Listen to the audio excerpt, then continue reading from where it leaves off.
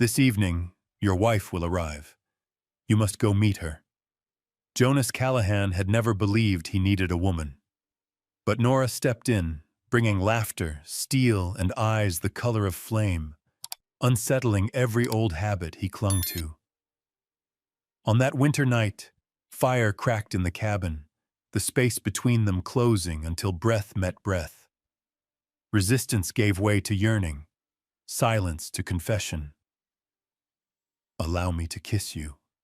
A trembling yet honest request, opening the door to a fateful night. In that moment, the rough-hewn cabin became a true home, and their first closeness revealed a love strong enough to thaw even the harshest winter. She is on her way, and you will have to meet her. Do not think of running, Jonas. I have done my part. Now it is your turn.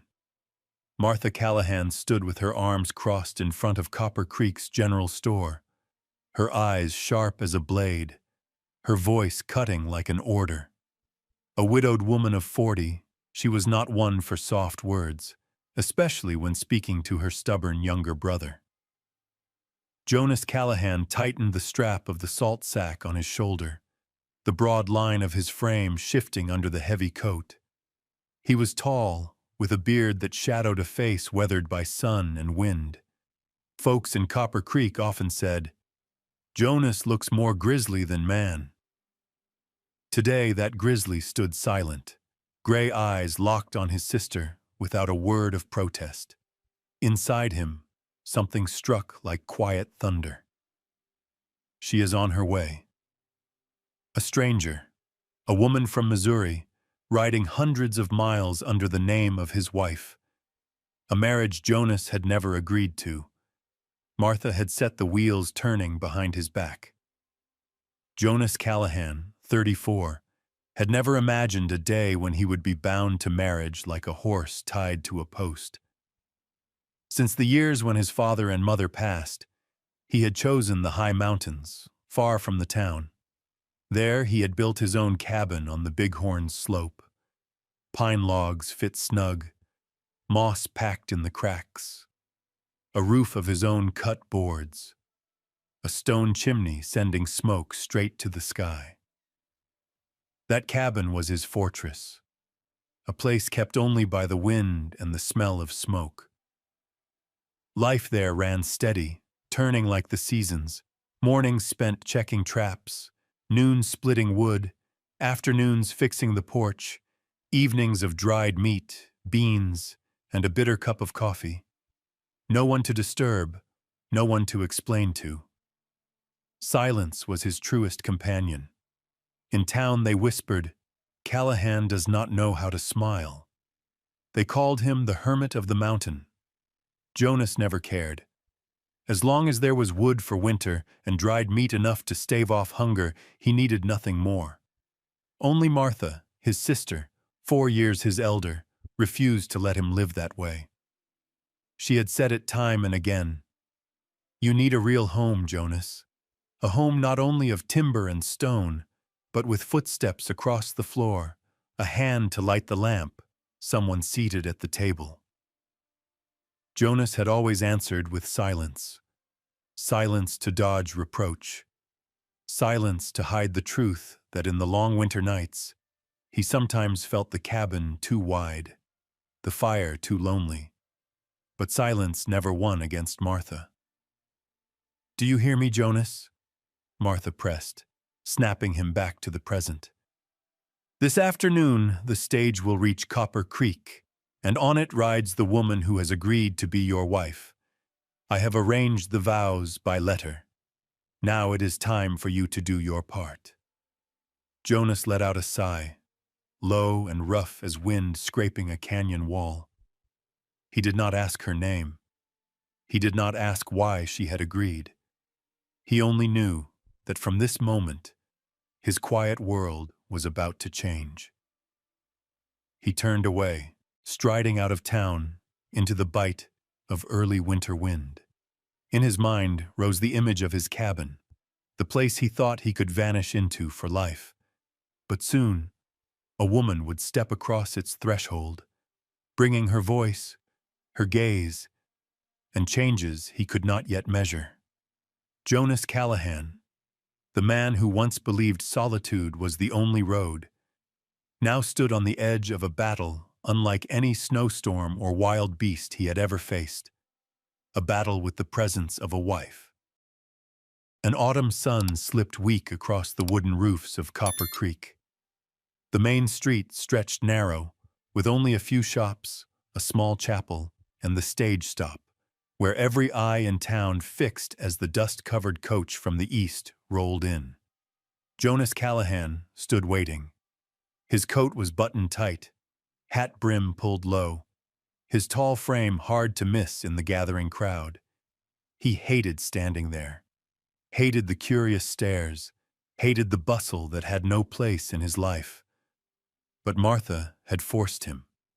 And now, as the wheels ground to a halt and the whip fell silent, he knew there was no turning back. The coach door swung open. Passengers stepped down one by one. A peddler hauling a heavy chest, 2 trail-weary cowhands, an old woman clinging to a worn embroidered bag, a young mother clutching a wailing child. Jonas hoped, as he always had, that none of them were meant for him. Then she appeared. Nora Whitfield. She did not descend timid as other women Jonas had seen. She stepped down as though Copper Creek had been hers long before, with no hesitation, no blush of uncertainty. A faded brown dress clung to a lean frame, straight-backed despite the dust that streaked its hem. In her hand she carried only a worn leather satchel, its cracks telling of long miles. Her dark hair was pinned neatly, a few strands shaken loose by the journey, but it did not lessen her resolve. What held the crowd, and Jonas most of all, were her eyes. Green, sharp as a freshly honed blade, cutting across the small station, weighing faces, judging them, searching for an exit if she chose. Those eyes fixed on Jonas. For a heartbeat he felt stripped bare. The shell he had built over years split open. A man of the mountains, hidden from society, suddenly small before a woman who had arrived with nothing but a satchel in her grip. Nora walked straight to him. Her voice cut through the air. No greeting, no pleasantry. "I am Nora, your wife." Jonas lifted his hat, more habit than welcome. He opened his mouth, groping for words, then stalled. He had never prepared for this moment. "Ma'am," he began. Nora cut him short, her tone unbending. "Do not call me some fragile blossom. I rode 600 miles to get here, and I will not pretend this is some storybook. Your sister wrote plainly. I know exactly what this marriage requires." From a distance, Martha smiled, satisfied. Jonas stood still, his heartbeat rougher than usual. Nora tilted her head, her gaze sweeping him as one might appraise stock before an auction. "Taller than I thought. Broad shoulders, too. Means you can work the mountain. Good." Jonas was left wordless. Most women around him had been either timid or too eager to fill his silence with chatter. But Nora stated plain facts, then moved forward. In that instant he knew. The storm had broken. Copper Creek's air grew heavy as the pair faced each other. Townsfolk whispered, eyes following. Nora paid them no mind. She hitched her satchel, turned, and said simply, "Let us go. I want to see the cabin your sister wrote about." Jonas reached for the bag, courtesy outweighing resistance. He felt its weight, more than clothing. It carried the whole life of a woman who had chosen to leave her past behind. He stepped first toward his wagon, each stride heavy with the knowing that his fortress of timber and stone had cracked the moment Nora Whitfield set foot in Copper Creek. As they climbed into the rig, Jonas glanced at her. She sat straight, eyes still bright as steel, though a trace of weariness touched the corner of her gaze. The long road had taken its toll, yet instead of showing weakness, she tightened her grip on the satchel and stared at the mountains, as if already braced for whatever lay ahead. Jonas took the reins, snapped them lightly. The wagon rolled from town. Behind them, Copper Creek hummed with talk. Ahead, the dirt road climbed straight toward the mountains. Autumn winds swept yellow leaves in circles. Clouds gathered thick over the high ridges. Winter was coming, and with it, the presence of a woman unlike any he had ever met. Her bare introduction, "I am Nora, your wife," still rang in his ears, both sentence and beginning.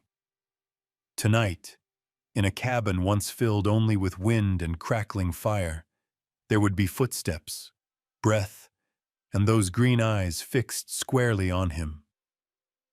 Jonas Callahan, hermit of the mountains, had crossed a line he once swore he never would. The wagon jolted hard along the dirt road, horses blowing heavy as they strained up the slope. Jonas sat to the left, hands tight on the reins, eyes fixed on the rutted trail. Beside him, Nora sat straight-backed, arms wrapped around the satchel in her lap. Neither spoke. Only the grind of wheels over stone and the wind tearing through the tall pines filled the silence. From Copper Creek to the cabin was near 2 hours, and with every mile the land grew wilder. First came scattered homesteads, a few cornfields already cut down, then only bare hills and deep timber. The autumn sky darkened, gray clouds gathering against the ridges, promising a cold wind soon. Jonas knew each bend, each washout, but he kept quiet. He had no words for the woman beside him, the one who had introduced herself with blunt certainty. "I am Nora, your wife." Out of the corner of his eye, he saw her steady, dress worn, face lined with the fatigue of long travel, yet a hard strength ran through her. Those green eyes stayed on the road ahead, sometimes lifting toward the dim outline of the mountain, as if measuring the place she would soon call home. At a narrow stretch between rock walls, the wind came sharp. Nora clutched her shawl, dark hair breaking loose, whipping across her cheek. Jonas half turned, ready to reach, then stopped himself. Instead, he slowed the team, guiding them careful over the rough grade. "How far from town?" Her voice cut the long silence. 8 miles, Jonas answered short. "Nearest neighbor?" "Abner Pike, 3 miles north." "You ride to town often?" "Once a month. Less in winter." She nodded, no more questions. But Jonas knew she was fixing each word in her mind, mapping the land. For the first time, he felt the cabin might grow smaller, not from its size, but from the presence of a woman whose eyes measured everything. At last the final trail opened, a narrow track through pine and rock, another half-mile. Jonas gave a low whistle. The team surged, wheels jolting over stones. Nora made no complaint, only tightened her hold on the satchel, face unmoved. Then the cabin appeared. It stood quiet on the mountain's shoulder, set in a clearing. A block of weathered timber rooted deep. Thick log walls, heavy plank roof, a stone chimney rising tall. Not pretty, not fine, but carrying the plain strength of sweat and years. Jonas had set every log, laid every stone. To him it was proof he could build a whole world with his own 2 hands. The horses halted at the porch. Jonas stepped down first, hand offered. Nora looked once, then climbed down alone, boots sinking in dust. He lifted her bag, pushed open the door. Inside was the space he knew by heart, and she had never seen. One broad room holding a stone hearth, a small iron stove, and a rough-hewn table. At the back, a curtain hung from a beam marked off the sleeping space. The narrow bed covered with wool. No tablecloth, no flowers, no woman's touch anywhere. Orderly, clean, but cold, with the stamp of a man alone too long. Nora paused in the doorway, eyes sweeping the room. She set her bag down, walked slow, fingers brushing the smooth tabletop, lingering on the bare shelf with its few bowls and tin canisters. She glanced at the neat rack of rifles in the corner. Then her gaze held on the curtain where the single bed lay beyond. Jonas felt heat climb his neck. This cabin had been a place free of judgment, free of watching eyes. Now every scratch on the table, every stacked log, every mark of his solitude seemed bared under those sharp green eyes. She turned back, voice flat. Solid, sturdy, but cold. Jonas clenched his teeth. He wanted to say this cabin had carried him through storms enough, that it held warmth enough for any man. But he held it back, only shut the door against the whistling wind. Nora stepped to the hearth, crouched to the small flame still clinging in the coals. Then she rose, turning, head shaking once. No cloth on the table, no curtains, no sign of a home. Enough for me, Jonas said, low. Her eyes narrowed, weighing the words. After a pause, she gave a quiet, then bent to her bag. The sun had dropped, the cabin filling with a soft orange light through the window. Jonas fed more wood to the fire, sparks rising, glow spreading over Nora's face as she unpacked her things. A folded cloth, a few dresses, bundles of herbs wrapped neat. She placed them on the shelf with a calmness that said this was already her home. Jonas watched, an unfamiliar feeling stirring. The cabin had been his, every joint and nail. Yet in a few minutes, her presence had shifted it. No longer a fortress of one man, it was turning into a home of two. And Jonas knew from the moment Nora Whitfield crossed that threshold, the silence he had guarded was gone for good. The cabin sat heavy in the dimming light of late afternoon. Outside, wind tore through the pines, but within only the crackle of firewood filled the room. Jonas stood by the table, back stiff, masking unease beneath his quiet shell. He had never pictured this. A woman standing in the house he had built with his own hands, eyes sharp as ice, taking in every corner. Nora's gaze had roamed until it landed on the gray curtain hung from the beam. Behind it lay the only bed in the cabin, Jonas's bed. She turned back, voice cutting straight, without a trace of softness. "Where do you expect me to sleep?" The question split the silence like an axe into dry wood. Jonas faltered. Years of living alone had made every arrangement his own. He had never imagined a woman would stand here demanding an answer. "The bed." He cleared his throat, one hand resting on the chair back. "The bed is mine. I will sleep by the fire. When you are ready." The word stuck in his throat. Ready. He had never spoken of closeness in words. To him, it had always been action, never speech.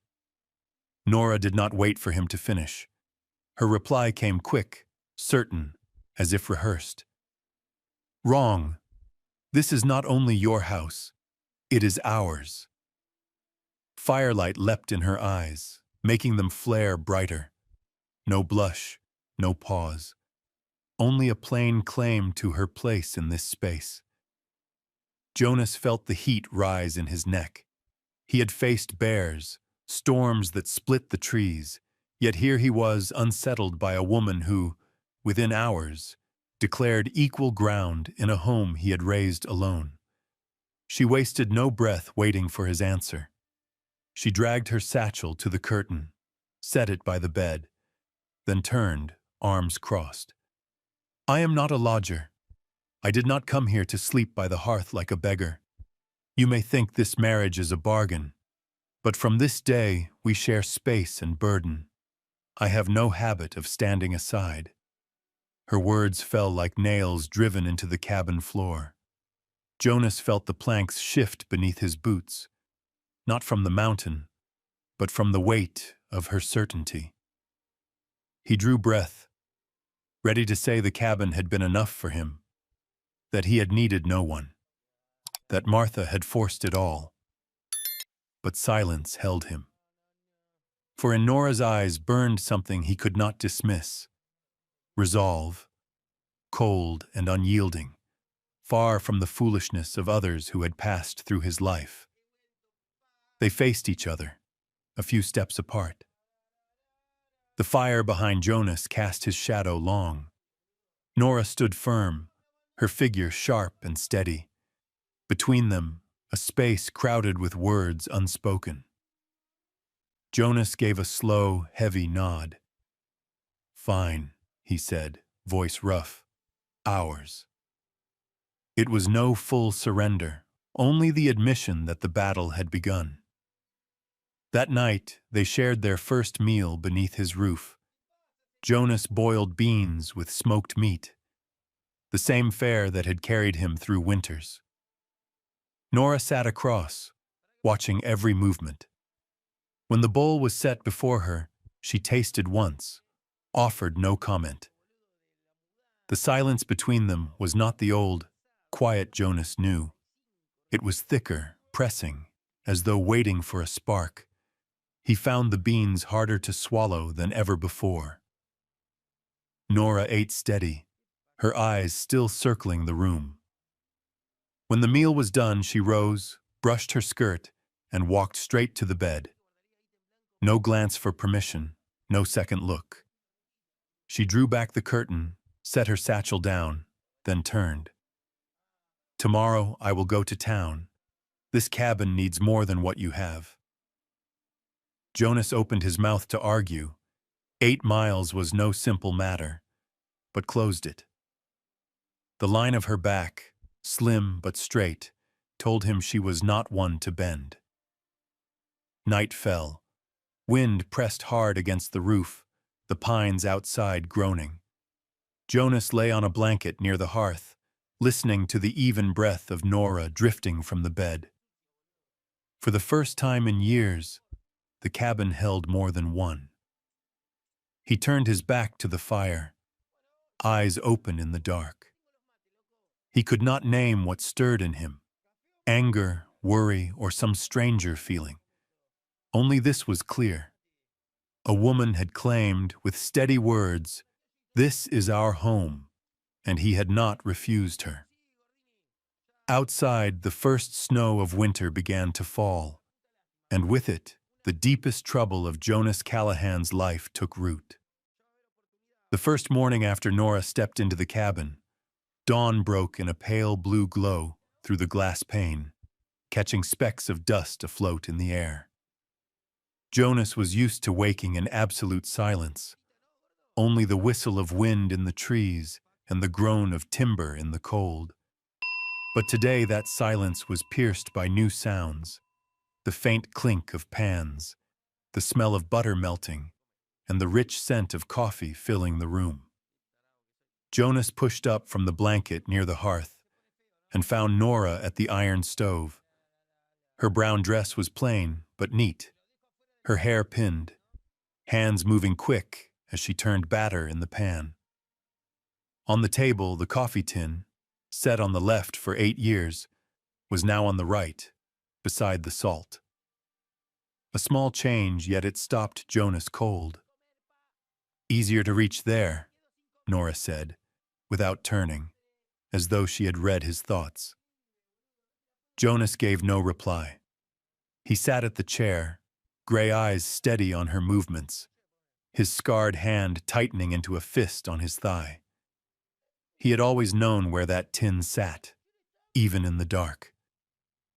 Now it wasn't there. Breakfast came. Golden fried cakes, eggs, thick coffee. Jonas sipped. The taste was different. Less bitter, smoother. A hint of something that pulled him back to childhood. To rare mornings when his mother brewed coffee for his father. He wanted to admit it was good, but his jaw locked. At last, he muttered, "Edible." Nora laughed, sharp and bright, with no sweetness. Praise like that must make you feel safe. The changes did not stop. By noon, she had hung scraps of cloth as curtains. Simple, patterned, small, yet they softened the light, chasing the chill from the walls. Jonas said nothing, though the cabin felt painted without his leave. That evening she rearranged the shelves, moving tools and tins to her liking. Jonas returned from the woods to find his order unsettled. He stood a long while, then turned away, quieter than before. Nora offered no explanation. She acted as though the cabin had always belonged to them both. On the third day, she wrapped a shawl and walked down the slope without a word. Jonas frowned but did not ask. She returned at dusk with a band of Abner Pike's children, 3 miles north. They tumbled across his porch, the youngest squealing with delight in Nora's arms. Jonas leaned against the post, face hard as stone. He had never allowed such noise in his yard. But Nora laughed, hair wild in the wind, eyes alight as she spoke with them. "You will not greet the neighbors?" she asked, pulling a child back before it climbed the step. "They know me," Jonas growled. "I need no greeting." "No," Nora said, her gaze steady. "They know a hermit. Now they will know a husband." The words lodged deep. Jonas turned away, back into the cabin where silence at least still belonged to him. That night, the cabin was heavier with quiet than usual. Nora stitched by lamplight, her shadow flickering on the wall. Jonas sat near the fire, sharpening his tahta, hunting knife. Neither looked at the other, yet the room felt tight, as if too small to hold them both. He felt every change she had made. The coffee tin moved, the curtains swaying, meals tasting different, the echo of children's laughter at the porch. Each small thing cut into the life he had built as his shield. And yet, under it all, another part of him stirred. A part he hardly trusted. A part that recognized a warmth creeping into the cabin he had not known he was missing. Nora tied off her last stitch, raised her eyes, and met his. No words passed, but in her green gaze Jonas saw a challenge laid plain. He knew then this was only the beginning of a long fight, between a mountain hermit clinging to solitude and a woman determined to make this place a true home. By the fourth day, silence in the cabin was no longer Jonas's refuge. It had become a battlefield. At dawn, Nora was already moving, scrubbing the table, shifting the iron pots, sweeping the ashes from the hearth. Jonas sat on the bench, jaw tight, shoulder muscles bunched under coarse cloth, watching every change press him further from the ground he knew. When she set a bowl of hot oats before him, he lowered his head and ate. He wanted to tell her he lived on jerky and hardtack, that this meal was needless, but as the taste of oats and cinnamon spread on his tongue, he swallowed his protest along with the food. Nora sat across, calm, her green eyes steady. By noon, Jonas had brought in his traps and laid them by the porch. He sat to sharpen his blade. Nora remained inside, mending a tablecloth with neat white thread. The air between them was the gap of two worlds. Then her voice struck, cold and cutting as wind off stone. You do not live, Jonas. You hide. That is not strength. That is cowardice. The word fell sharp as steel on rock. Jonas's gray eyes flared. Coward. It hit like a fist. He had faced grizzlies, crossed whiteout storms, buried kin with his own hands. Yet no one had ever thrown that word at him. Breath heavy, chest rising, his scarred hand dropped the knife. Jonas stood, stepped hard toward her. Nora stiffened but did not retreat. Her green eyes met his, proud, defiant. He stopped close, so close she could hear the drum of his heart. Instinct overran thought. His hand seized her shoulder, pulling her in, and his mouth crashed against hers in a kiss born of anger. Not tender, not gentle. It was the strike of days held tight, rage, defiance, and a hunger Jonas had never named. Nora's eyes flew open, her hand pressed against his chest, not to draw him closer, but to resist. In her look was shock, fury. Jonas saw it, released her, staggered back, breath harsh, face burning as though caught in sin. The cabin thickened with silence, wind howling against the walls. Nora touched her lips, eyes fixed on him, blazing and bewildered both. Jonas turned away, stiff as timber, trying to master himself. At last, his voice came rough, clumsy. I do not know any other way to quiet you.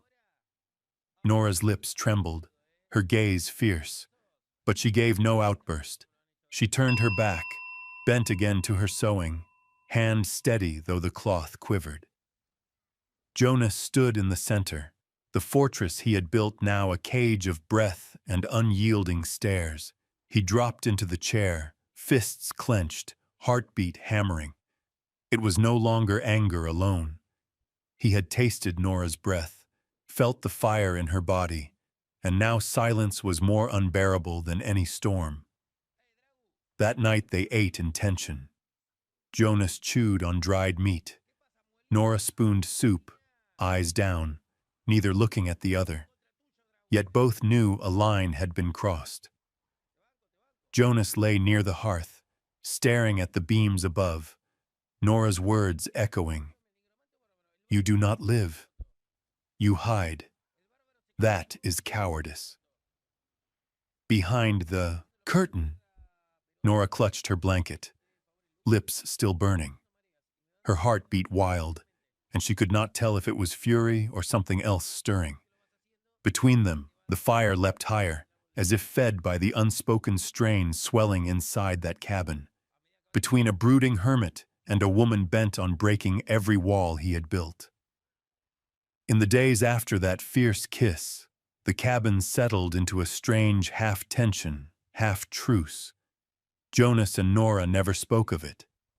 They ate at the same table, worked beneath the same roof, yet their eyes slid away, as though one glance too long might set loose the fire they had forced back. Jonas grew more silent than ever. He lingered longer in the woods, setting traps, splitting logs, finding any task to keep his hands from remembering the heat of Nora's breath and the blaze in her eyes. Nora buried herself in the cabin, sewing, ordering the shelves, tending each small detail. But sometimes, when Jonas's back was turned, her gaze lingered, as though she too did not trust what stirred inside her. That evening, the wind whistled through the pines. Snow dusted white against the window panes. Jonas laid a sack of flour he had hauled from town upon the table. Nora rolled her sleeves, preparing supper. She mixed dough, brushing back a stray strand of hair, leaving a pale streak of flour on her cheek, unknowing. Jonas sat near the hearth, honing his hunting knife, but his eyes strayed to her moving at the stove. A sound reached him, the low ripple of Nora's laugh when the dough clung too stubbornly to her hands. Against every fight in him, the sound tapped a rhythm in his chest. He set the knife aside and stepped near. When Nora bent over the dough, he saw the white mark bright on her cheek. Without thought, he raised his rough hand, brushed it away with a touch. Nora stilled. Her green eyes lifted to his gray. For a breath, the cabin was so silent, Jonas heard not only the fire's crackle, but the drum of his own heart. Their eyes no longer sparked with anger or challenge. They carried something else: expectation, a thin edge ready to be crossed. His hand lingered at her cheek. Hers did not move to push it away. Her breath came quicker, but she stood steady. The air thickened, pressing hot. Jonas leaned closer, his mouth just short of hers, and in her eyes, for the first time, he saw no resistance, only a softness, fragile as snow about to melt.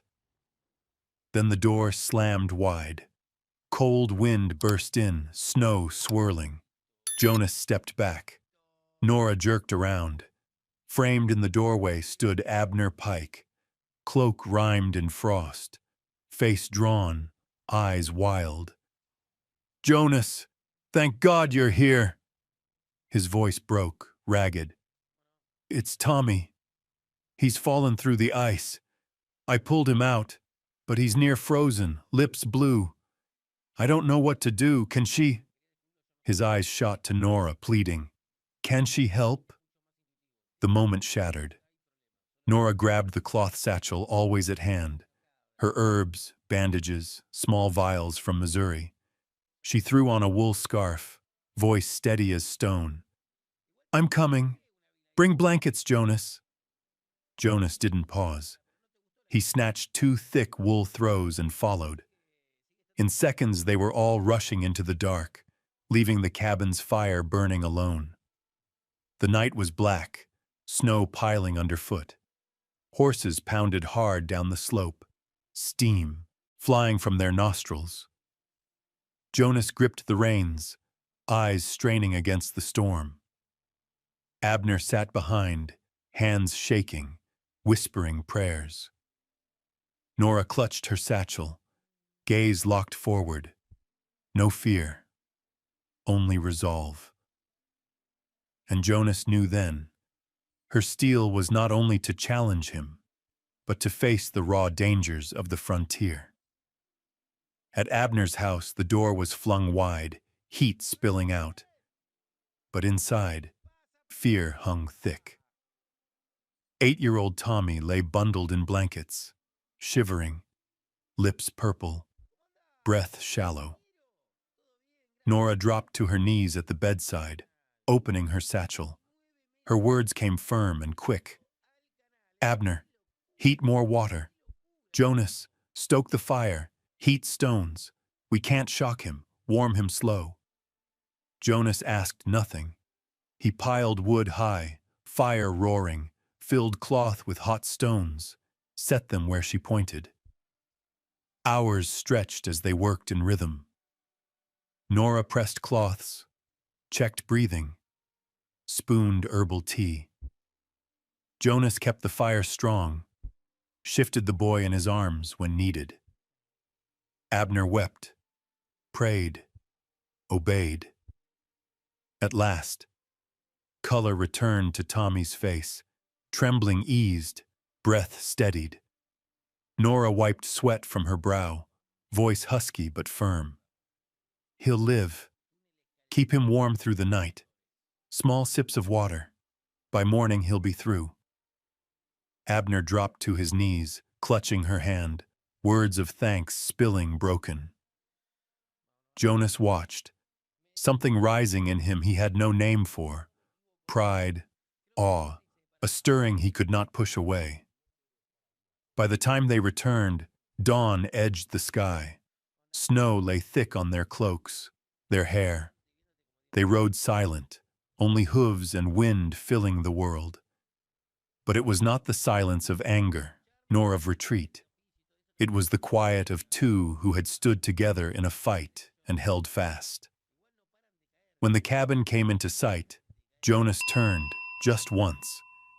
Nora sat straight, eyes weary but bright, still far away with the boy she had saved. And in that fleeting glance Jonas felt it. A new cord had tied them. Not forged by a furious kiss, nor by clashing words, but by trust, earned in the crucible of peril. Abner's cabin was smaller, rougher than Jonas's. Yet that night, its fire burned like the heart of a battlefield. Outside, wind whipped the walls, snow buried the sill, but inside all breath and hope circled the frail chest of an 8-year-old boy shivering under blankets. Nora sat close by the bed, her small but steady hands checking brow and wrist, changing warm cloths. Sweat ran down her face, strands of dark hair stuck to her cheek, but her eyes stayed sharp, commanding. Every move came sure, with no falter. "Hot stones, Jonas?" Her voice was low, urgent. "Here." Jonas set them at once. He had driven the fire high, his skin flushed red from the heat, yet he kept feeding logs, lifting stones from the blaze, wrapping them in cloth, laying them where she directed. Hours passed without complaint, without delay. They worked as though they had trained for years, Nora giving orders, Jonas carrying them out, and often not even that. Just a glance and he knew what she needed. Abner sat trembling near the door, bony hands locked in prayer, tears streaking his cheeks. He did not know what to do, only that these two strangers moved like one machine to hold his boy from death's grip. By gray dawn, Tommy stilled. The shivering ceased, breath grew steady, lips lost their blue. Nora brushed damp hair from his brow, whispering, "He's through. The boy will be through." Abner broke down, clutching her hands, his thanks spilling ragged and hoarse. Jonas stood behind, watching, a strange warmth spreading in his chest. He could not remember when last he had seen someone place such trust and gratitude in Nora. She turned, eyes hollow with sleepless hours but still lit within. She met Jonas's gaze, gave a small nod. No words, but he understood. A pact had been made, unspoken, yet stronger than vows. They left Abner's house in full daylight. Horses pulled slow through slush and snow. The wind struck hard, but both carried a quiet heat inside. Jonas held the reins, eyes forward, silent as always. Nora sat close, scarf tight, arms wrapped around her satchel. They spoke not once. Yet this silence was no wall.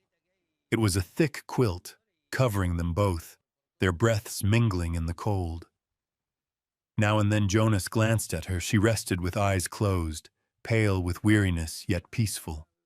He turned away, but her image clung, hands firm on a child's brow, eyes fierce and steady. That was not the picture of a wife by bargain, but of one who could face death and not turn. When their cabin came into view, Nora opened her eyes. Jonas drew the horses to a halt, and they climbed down. They carried exhaustion, but also something new, the weight of surviving a storm together. Inside, the fire had died. Jonas crouched to raise it again. Nora hung the kettle, hands shaking faintly with fatigue. Warmth spread once more. They sat at the table, no words, but breathed out together. Jonas turned the wooden cup in his hands, voice low, rough. "You did well." Nora lifted her eyes. For the first time since she had come, her gaze softened, almost surprised. She answered, quiet but firm, "We did well." The simple reply stilled Jonas. In her eyes they were now a we, not you and I, but two souls carrying the same fight. That night, as they readied for sleep, The cabin no longer felt the same. Jonas lay by the fire, hearing her shift behind the curtain. The wood creaked, wind howled outside. All was familiar, yet not. For the first time in years, he did not feel the night pressing down alone. He saw her hands binding wounds, heard her calm voice commanding, her eyes blazing by the boy's bedside. Those memories lingered like a faint but lasting light. At dawn, Jonas stepped onto the porch, drawing in the frozen air. Nora joined him, shawl about her shoulders, pale with fatigue but eyes bright. They stood side by side in silence. Across the valley, the sun climbed, snow-clad pines catching the fire of morning. Jonas glanced her way and caught the slight curve at her lips. Not the sharp, defiant smile she once wore, but something quieter, steadier. And he knew since the night before they had crossed into new ground. No longer strangers tied by Martha's letter. No longer two tempers colliding in one cramped cabin. They had become comrades, two who could trust in the thick of danger. Winter smothered the mountain in white, snow piled high, wind clawing at the cabin walls like wolves in the night. Inside, fire leapt bright in the hearth, its gold flicker throwing restless shadows on the logs. Jonas sat by the blaze, calloused hands resting on his knees. Silence had always been his companion, but tonight it stretched taut, like a bowstring ready to snap. Across from him, Nora sat with her sewing untouched, needle and thread abandoned on the table. Half her face glowed in firelight, half sank in shadow, and in her eyes stirred a darkness she had never shown. She drew a long breath, voice low, steady, but fragile as though she feared to hear it herself. "Jonas, I lied to you." He looked up. In his life, Jonas had known truths spoken raw, sometimes cruel, but rarely a confession like that. "About what?" His voice came rough. Nora's hands tightened, then fell open. Firelight deepened the green of her eyes. "About why I left Missouri. About my first husband's death." Jonas did not move. He remembered her scattered mentions. A man named James, a horse accident, always vague, never more. Her next words fell heavy, like stones rolling down a slope. James didn't die in an accident. He was shot. Shot by another man's husband, because James had lain with his wife. Jonas felt his heartbeat pound in his chest. Not shock at a man's betrayal. He had known enough of men to expect it. But at the way Nora laid it bare. No defense, no veil, only truth set on the table like an old scar. "After that," Nora went on, her voice raw, "the whole town turned from me. They looked at me as if I shared his sin. They whispered when I passed. They laughed. I became the scandal widow. No friends, no work, only contempt. And worse than that, pity, do you know? Pity cuts deeper than scorn." A hollow laugh slipped from her lips. Jonas did not interrupt. He only listened. Each word drew him into her emptiness. The image of a woman ground down by a town's judgment, her pride crushed day by day. "I read your sister's letter," Nora said, "and I saw escape. A marriage far away, no love, only contract. I thought I could stay long enough for my name to fade, then leave. California, or any place no one knew me." She lifted her eyes, cold, daring him to condemn. "I did not come here to be a true wife. I used this marriage to run." The fire snapped between them. All Jonas had thought of Nora, her bluntness, her strength, suddenly twisted, showing another side. Before him sat a woman both fierce and broken, hardened and undone. He remembered the past days, her laughter with Pike's children, her hands firm on young Tommy's brow, the way she declared our home. Were those masks to cover shame? Or had that same past forged the iron in her? Jonas found no answer. Nora's gaze held his, voice sinking. You can turn me out. Call me liar. I won't blame you. But I am done pretending. You'll know me as I am, not as a story. The cabin pressed close, wind outside battering the door. Jonas felt himself at a crossroad. Cast her aside or step toward her, with her shadow and her light alike. He lowered his eyes, fingers gripping the chair edge, then raised them again. No judgment showed in his stare, only silence. Nora turned, as though she knew silence meant refusal. She rose, tied her shawl, her shoulders trembling beneath it. Fire threw her shadow long against the wall, fragile, proud. Jonas watched, throat tight. What swelled in him was no anger, no disappointment. It was pain, because she had once stood alone against the scorn of a whole town. And he knew from this night on, he could never see Nora the same. Firelight washed over Jonas's face, carving deep the lines of a man who had spent his life in solitude. He drew a breath, long and heavy, as though gathering a courage he had never before needed. Nora, his voice caught, rough with strain. All my life I've never spoken words like these. I've lived with mountains, storms, silence. Women came and went, and I never asked one to stay. But with you, it is different.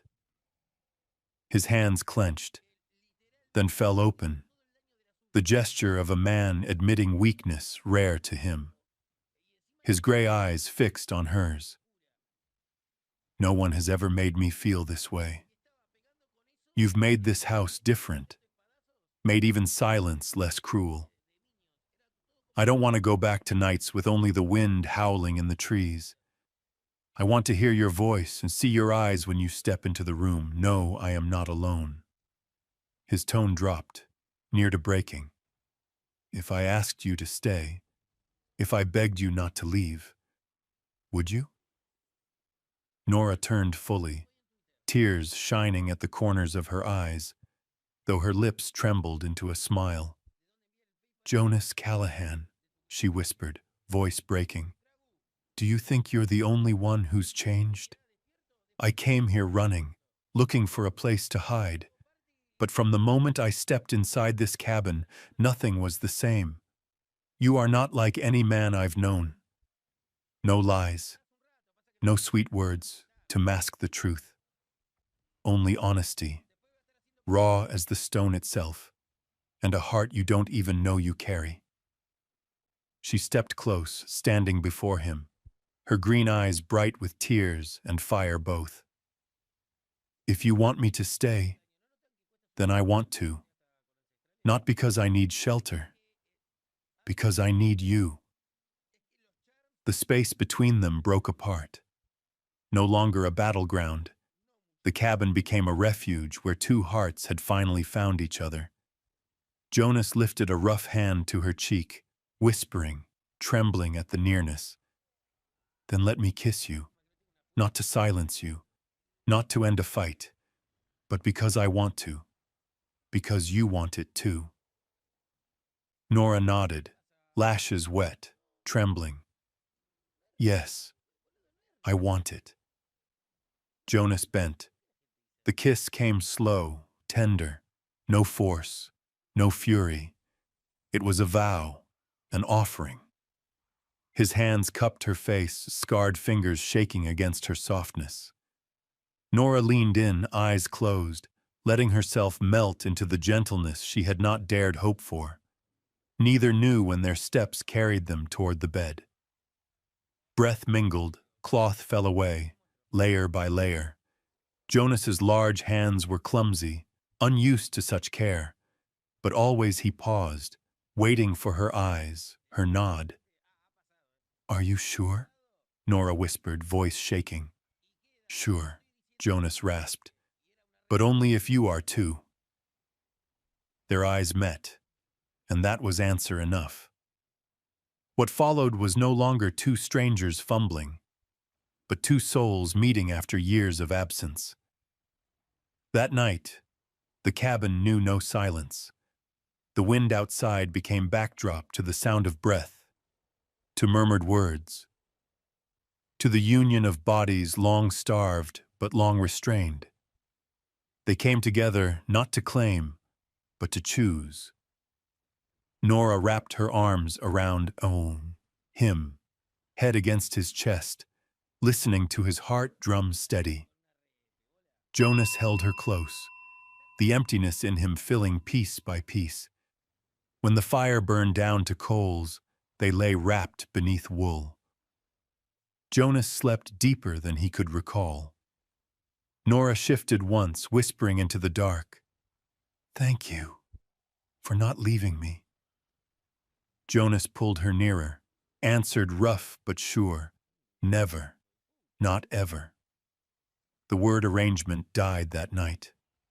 What remained was marriage, not in ink, but in flesh, in trust, in choice. By dawn, thin light crept through the curtains. Nora woke first, found Jonas turned toward her, his face at peace, lips touched with the ghost of a smile. She brushed his cheek, felt the rough stubble, then drew her hand back. But Jonas stirred, caught her fingers, held them. "Our first morning," he murmured, low, warm. Nora smiled, the kind of smile Jonas knew he wanted to see all his days. That day, the cabin was changed. They cooked together, worked side by side, spoke of hunts and winter stores. No more quarrels over tins of coffee or curtains. Only shared glances, wordless agreements. Jonas stepped out onto the porch, gazed at the snow-clad forest, then turned. Inside, Nora sat at the table, hair falling loose, her face serene. And Jonas knew the truth. This life, small, tangled, fragile, was what he had been waiting for all along. And for the first time, Jonas Callahan no longer feared trouble. Trouble had a name, a face, and had whispered to him all night. Outside, winter laid its heavy veils of snow across the mountain, erasing every path in white. The wind howled through the pines, clawing the cabin walls like a pack of strays. But inside, things were no longer the same. Silence was no longer a suffocating companion. Gone were the nights Jonas sat alone, letting emptiness swallow him whole. Now the cabin breathed with new life, the clink of spoons against pots, the swish of fabric as Nora sewed, the sudden laugh when she teased him for his rigid habits. And at night, instead of loneliness, there was warmth, a body pressed close, arms wrapped tight, breath rising and falling against his own. After that first night they came together, life turned on a new course. Breakfast was no longer jerky and bitter coffee. Nora filled the rough-hewn kitchen with scents of fried cakes, fresh bread, steaming stews. Jonas, hardened by years of austerity, fumbled at first for words, but soon learned to let one slip. Good. One word, enough to draw from her a smile brighter than 1,000 pretty speeches. They worked side by side. Jonas still checked traps, split wood, patched the roof. But he no longer returned to silence. He came home to Nora bent over the stove, her black hair loose in firelight, or seated by the window, reading aloud from some old book he'd left gathering dust. Evenings by the hearth grew into longer talks, at first halting, then deep. Nora spoke of her dream to expand the fur trade, more than barter, but a name known in town. Jonas frowned at such ambition, then silently turned it over in his mind, weighing how it might be done. One night she spread paper on the table, sketching her thoughts. Jonas, clumsy with pencil, watched her with such focus that she laughed, asking if he understood.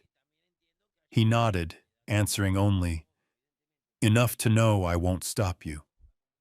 And to her, those words meant more than assent. Outside, the cold grew fiercer. Inside, the warmth grew stronger. Jonas found himself listening for new sounds. Nora humming over the pot, whispering before sleep, even her scolding when he left tools astray. Each of them, to his surprise, was easier to bear than the silence he once prized. Every night, as the fire sank low, Jonas pulled her close, burying his face in her hair, catching faint soap and wood smoke. The fear she might leave still lurked like a shadow, but each tightened hold was his way of saying, "At least tonight, she is here." One morning he stepped onto the porch. Snow lay thick, the valley blazing silver under sun. From inside came Nora's laughter, clear, ringing. Jonas stood smiling to himself, realizing he had never found winter so beautiful. Day by day, they found rhythm. His steadiness met her fire. His solitude bent to her resolve. No longer strangers clashing, they became pieces fitting together. The cabin, once only a shelter, was now a home. Jonas had believed himself born to solitude. Yet every time Nora laid her hand on his shoulder and said, "We," he knew a different truth. He no longer lived only for himself. When snow fell so deep they could not descend for a week, they cooked stores, mended clothes, read aloud, and held each other long by the fire. No townsfolk, no neighbors, no one between them. Only two souls, their love fierce enough to turn winter into the sweetest season of Jonas Callahan's life. At night, listening to her steady breath, Jonas whispered words he had never spoken. "This is living." The storm raged outside, lashing snow against the walls, but within, warmth glowed where no gale could touch. One afternoon, returning from the traps, Jonas carried a silver fox across his shoulder, snow crusted on his coat. Inside, he found Nora cutting squares of old cloth on the floor, piecing a patchwork quilt. "For what?" Jonas asked, brushing snow from his shoulders. "For next winter's warmth," she said, eyes bright, "and to bring some color to all this wood and stone." Jonas gave only a nod. Yet that night, when she draped the half-made quilt across his shoulders, he felt his heart soften like thawing snow. There were days of bread baking, Nora's hands powdered white, smearing flour across his cheek as she laughed. Jonas, startled, laughed too, a sound he had long forgotten how to make. Nights when the lamp sputtered out and only firelight flickered, she read from an old Bible, words of patience and faith. Jonas listened, nodding now and then, the cadence of her voice sinking into timber, stone, and the quiet of his heart. Once he slipped on the icy path hauling logs, pain shooting through his back. Nora rushed, face pale, hands firm on him. "You think you're stone?" she snapped, trembling. Jonas looked at those small, strong hands and whispered, "I thought I was, until you came." Their eyes met, and the hurt no longer mattered. Often, Jonas rose early to light the fire, boil water. He thought her asleep, but at times he heard her murmur in dreams, Jonas. One name enough to make him stand still, kettle in hand, heart stumbling. One night, snow piled high, burying the cabin in quiet.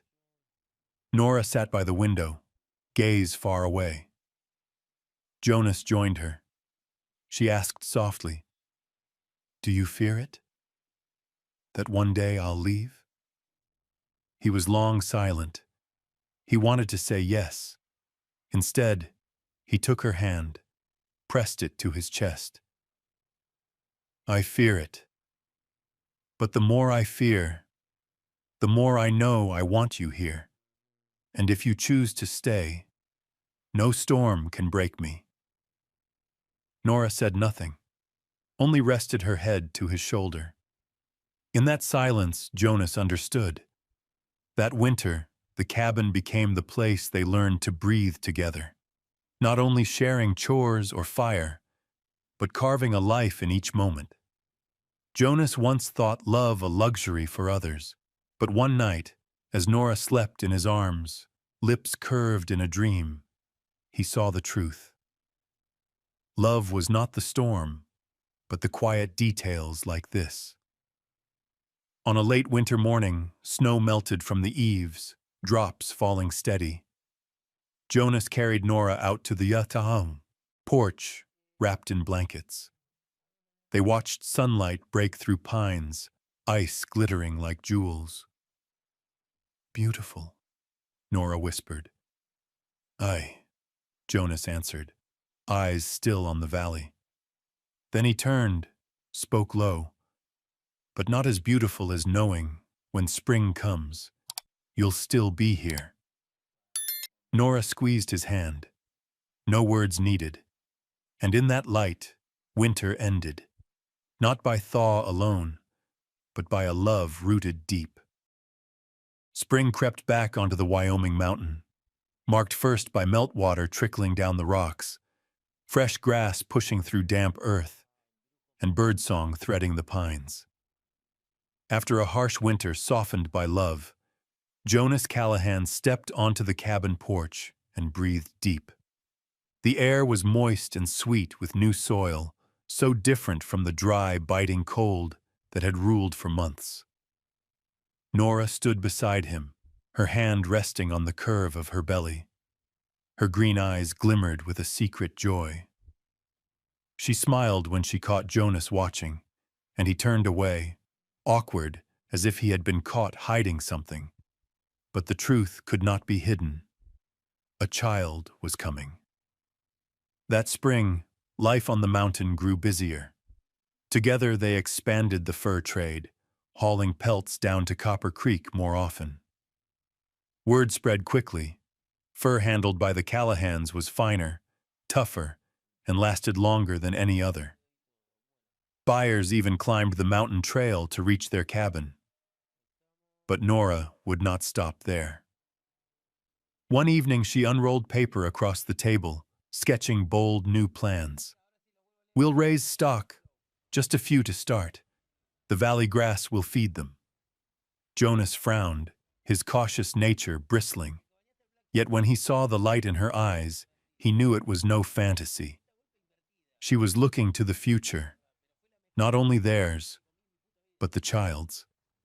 So they built fences, repaired a shed, readied pasture. Their hands blistered, their backs ached.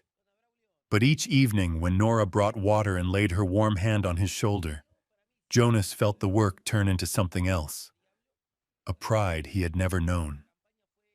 By summer, their first small herd grazed in the valley. Jonas stood on the porch, arms folded, watching them with a slow nod. Nora sat in the doorway, both hands on her belly, her eyes following the cattle below. That sight, stock in the meadow, the cabin on the slope, and the woman he loved awaiting their child, swelled Jonas's chest near to breaking. He was no longer merely enduring. He was building. When December came and snow thickened, Nora's time arrived. Jonas raced down the mountain for a midwife, but the frozen trail forced him back empty-handed. Fear gripped him harder than any storm or beast he had faced. Yet in pain, Nora clasped his hand, her eyes blazing. "You're enough. I trust you." And then, through the roar of wind and crackle of fire, a cry rang out. Jonas looked down at the small, fierce miracle in Nora's arms, eyes opening green as spring shoots. "A daughter," Nora whispered, trembling with exhaustion and joy. "We'll call her Martha, for your sister. Without her, we'd never have come to this day." Jonas bent, kissing Nora's brow, then the child's. Gratitude surged. What he had once thought his greatest burden, this woman stepping off a coach with a troubled past and defiant eyes, had become the greatest gift. In the months after, the cabin filled with new sounds. A baby's wail, Nora's lullabies, Jonas's awkward laughter as he cradled the tiny life in clumsy hands. Many nights he sat by the cradle, watching firelight flicker over her face, seeing himself in her mouth, Nora in her eyes, and the future in each fragile breath. Nora would say, "We're not only raising a child, we're building a legacy." Jonas, once sure legacy meant nothing more than the logs of his cabin, understood now. True legacy was love carried forward, from them to their daughter, and outward to the wide world. The following spring, Jonas stood on the porch with Martha in his arms. Below, the herd spread larger across the valley. Nora stepped behind him, her hand on his shoulder. Spring air drifted sweet with grass and wildflowers. Jonas looked at his wife, at his child, and spoke slowly, as if carving the words into the air. "What we build today will be tomorrow's legacy." Nora leaned her head to his shoulder, her green eyes soft, fixed on the meadow below. Baby Martha stirred, her tiny hand curling around Jonas's scarred finger. In that moment, Jonas Callahan, once a man who clung to solitude, once afraid of trouble as of plague, knew he had found everything. Not in the silence of the wild, but in his wife's quiet laugh, his child's cry, the bond of a home filled with love.